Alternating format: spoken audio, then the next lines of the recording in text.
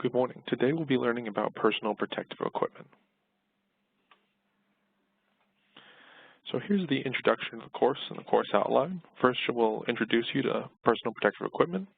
Then we'll go over what is used to protect your head, what's used to protect your eyes and face, how can you keep your hearing, how can you protect your lungs and the respiratory area, using the right body protection, using the proper gloves for hand protection, and using the proper shoes for foot protection.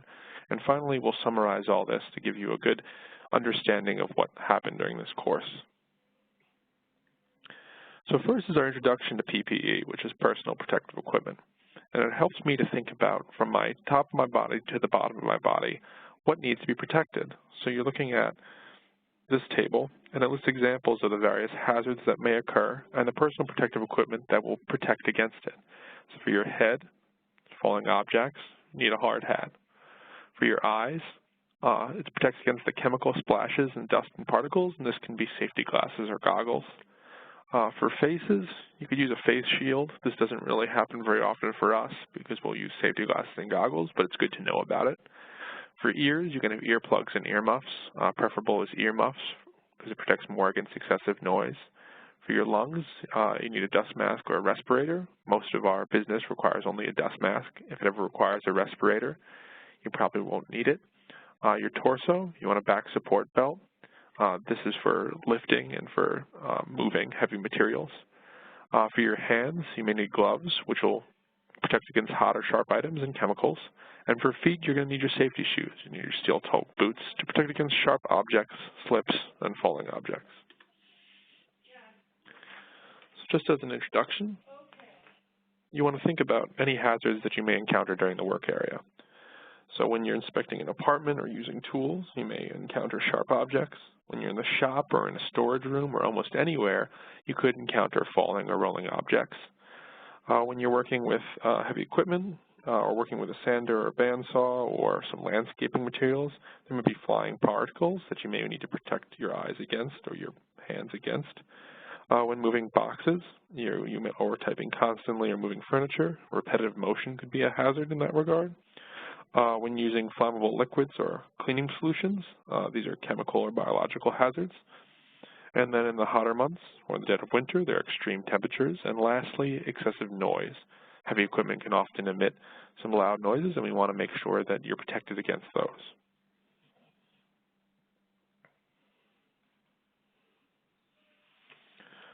So one of the first things you want to do when using your protective equipment is you want to inspect them. You want to make sure that they're free of any defects or damage.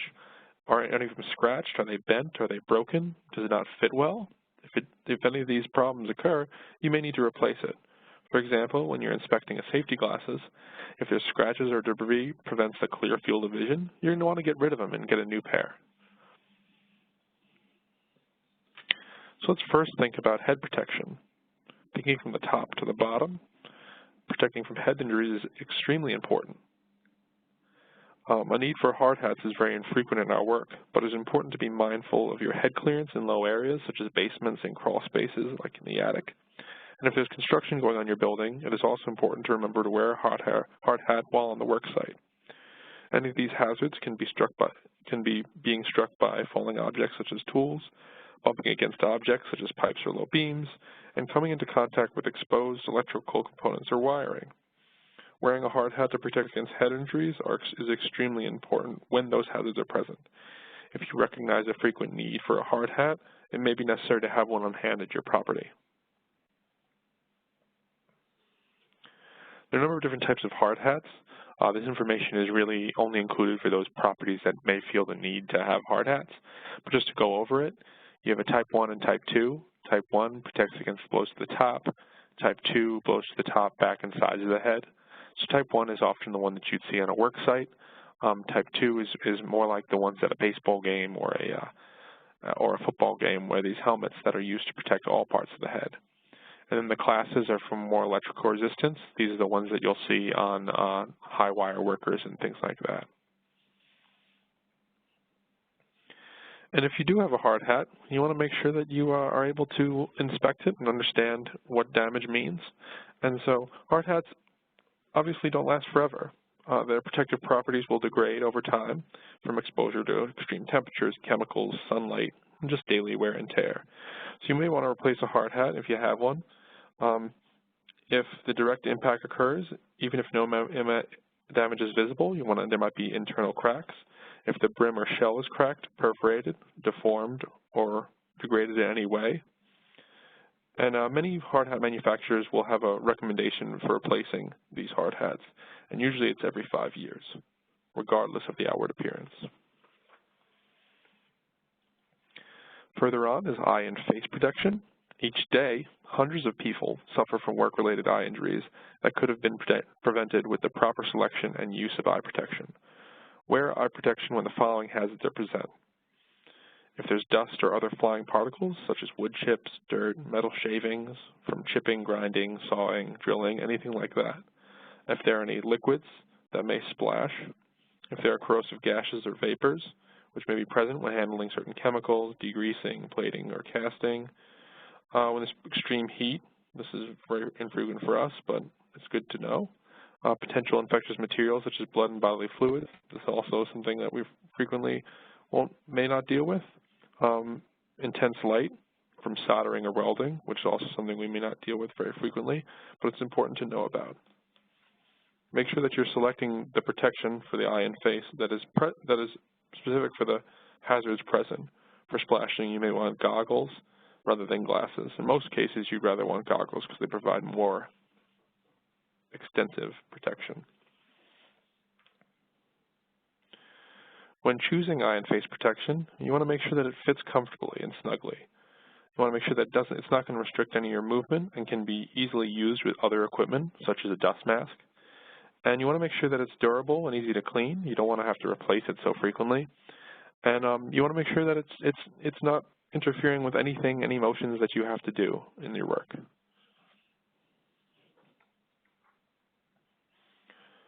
When buying safety glasses, you really want to look and figure out if it's certified and labeled in the proper manner. Is it equipped with side shields to protect from shards flying in from the sides? You want to be able to protect against low and moderate impact and hot sparks from activities such as grinding or woodworking. You also want to have safety glasses that have filter or special purpose lenses to protect against radiation and glare.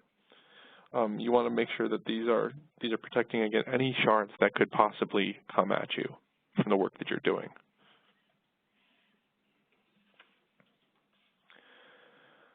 Safety goggles are a little bit different, but they're pretty similar to safety glasses.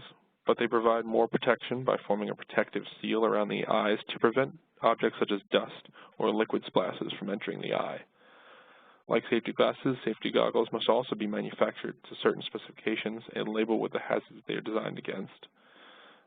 Of course, they need to include ventilation so they're not fogging up. And also, you want to make sure that they fit snugly and you're comfortable with wearing them.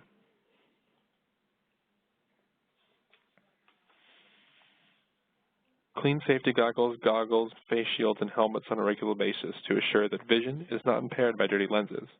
Use mild soap and water or an appropriate cleaner for the task, then wipe them dry with a soft cloth. If no water is available, blow on the glasses before wiping them.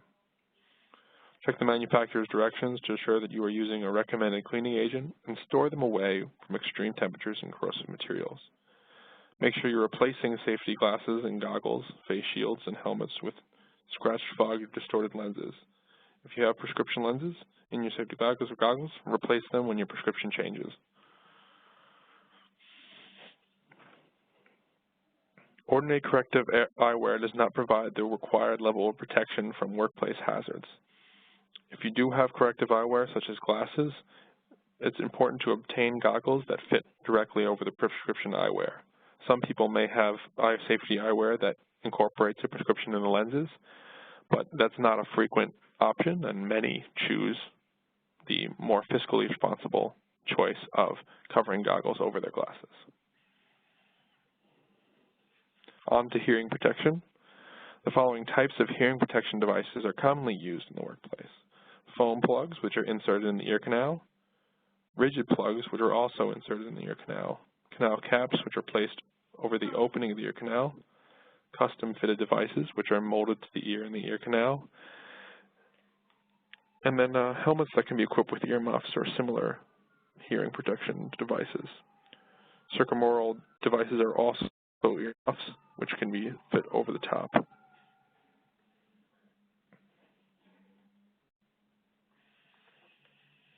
Make sure that you're replacing ear protection when it becomes cracked or does not fit properly. And make sure you're inspecting the hearing protection on a daily basis. You wouldn't want to be using defective equipment when protecting against your valuable sense of hearing.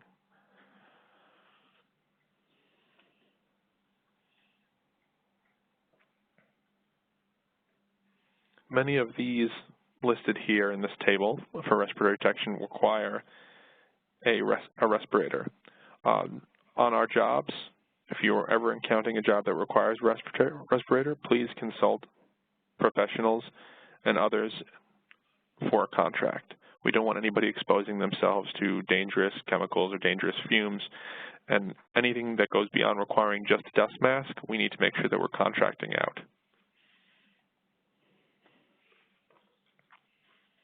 So like all personal protective equipment, respiratory equipment requires care to maintain its protective qualities.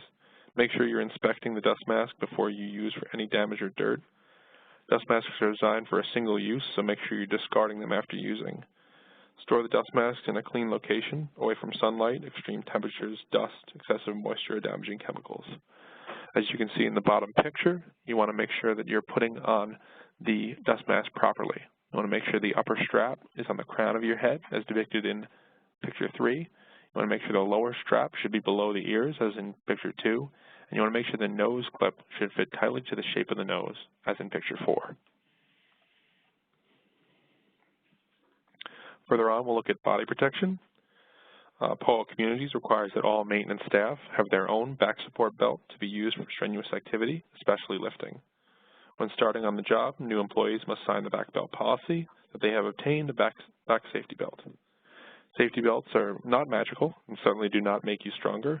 They are used as a tool to prevent your back from bending, twisting, or turning in ways that can cause injury. When lifting heavy objects, you should always lift with your knees, as they can carry more stress easier than your back. When carrying objects, make sure to keep good posture and take your time. Running and rushing to complete a task can cause trips and falls, dropping, and strains on your body. If standing for a long period, try standing with your toes out to the side and your heels in. This will make the majority of your weight out of your knees and put it into your upper thighs and lower back. Moving on to hand protection. Hand injuries account for a large portion of workplace injuries on our sites. Many occur when some of our employees are not using any hand protection, and the rest when they're wearing inadequate protection.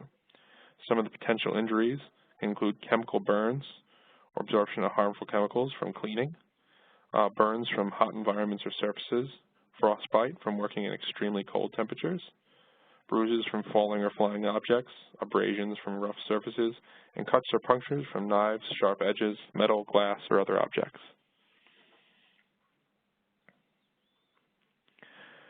You need to make sure that you're carefully maintaining the hand protection that you keep on site. Inspect gloves before each use for any discoloration, punctures, or tears. Discard gloves that show signs of wear or leakage. If gloves have become contaminated with harmful substances, remove them before leaving the immediate work site to avoid contaminating any other surfaces.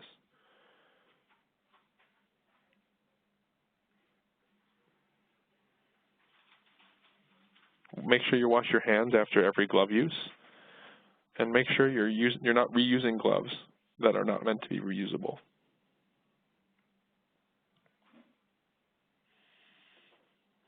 When you're selecting a type of glove, you want to consider the task being performed and the conditions present, as well as the frequency of use. You also want to make sure that you have the proper grip for the equipment you're using. If you're doing yard work, you want to make sure that you're able to grip the tool properly. If you're using something that's more sensitive, like cleaning materials, you may want a thinner glove to be able to understand the texture of the surface. Make sure that the glove is puncture and cut resistant if you're using any sharp objects. And make sure it's the chemical electrical resistance if you're working with electrical wires or chemicals such as drain cleaner and other corrosive chemicals. So looking specifically at the types of gloves, you really want to make sure that the different materials are protected from the various hazards. Chemical and liquid resistance gloves made from latex, butyl, nitrile, neoprene, or synthetics protect against burns, chemical burns, biological hazards, irritation, and dermatitis. Durable gloves made from metal mesh or leather or canvas can reduce incidence of cuts, abrasions, punctures, and burns. Fabric and fabric-coated gloves will protect against dirt and abrasions. Rubber gloves protect against cuts, punctures, and abrasions, and insulated gloves can protect against those extreme temperatures. Many of these materials are also available in other types of PPE, such as shop coats, coveralls, welding jackets, and chemically resistant clothes. But for our purposes, mostly we'll only be using leather gloves and perhaps neoprene, latex, or nitrile gloves in the work that we do on a daily basis.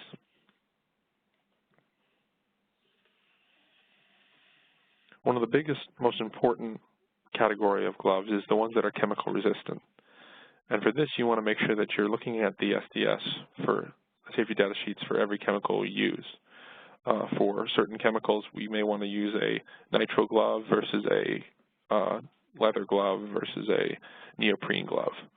Neoprene is one of the strongest materials to resist against any chemical. So often we encourage people to purchase neoprene gloves to protect against specific corrosive chemicals such as Drano. Lastly, at the bottom of the body, we have foot protection. Before choosing shoes for the job, conduct and make sure that you're understanding all the hazards that could be present to your feet. This could be heavier rolling objects such as barrels or tools, hot surfaces, molten metals or hazard materials, electrical hazards, or most importantly, slippery floors or walking surfaces.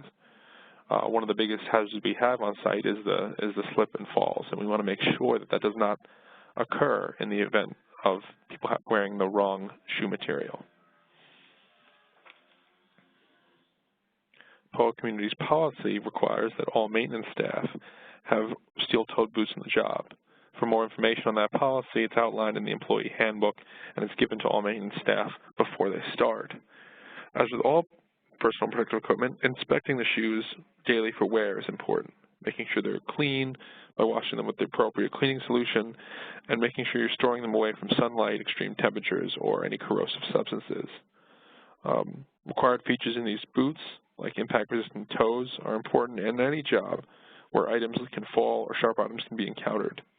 Be aware of where you're stepping, especially in crowded spaces.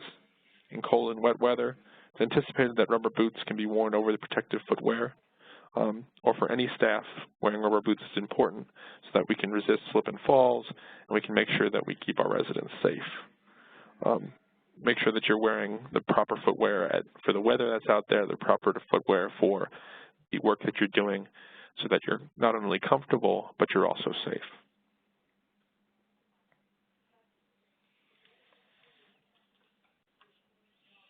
Lastly, make sure before every personal protective equipment evaluation, you're conducting a hazard assessment to know what personal protective equipment that you need on site and what you need to use for a specific job.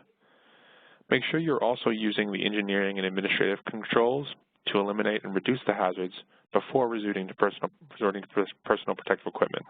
If you choose to do a task a different way, you may not even need the personal protective equipment. Select the appropriate personal equipment to protect your employees against all remaining hazards. So making sure that the personal protective equipment that you choose is appropriate for your employees. Does it fit right? Does it look right? Does it make them feel comfortable? Make sure that you're training the people on your site when PPE is necessary. What scenarios on your site require the personal protective equipment? Make sure you're training everyone to be able to inspect and maintain the personal protective equipment. Even if you work in the office and you may not use goggles as frequently, you still want to know how to maintain them in case you happen to see it and it doesn't look right. And then, of course, conduct regular checkups. You want to make sure that all the personal protective equipment at your site is always ready. That seems to be it, so thank you so much for paying attention and putting in. Be sure to take the quiz following this, and thank you so much for your time.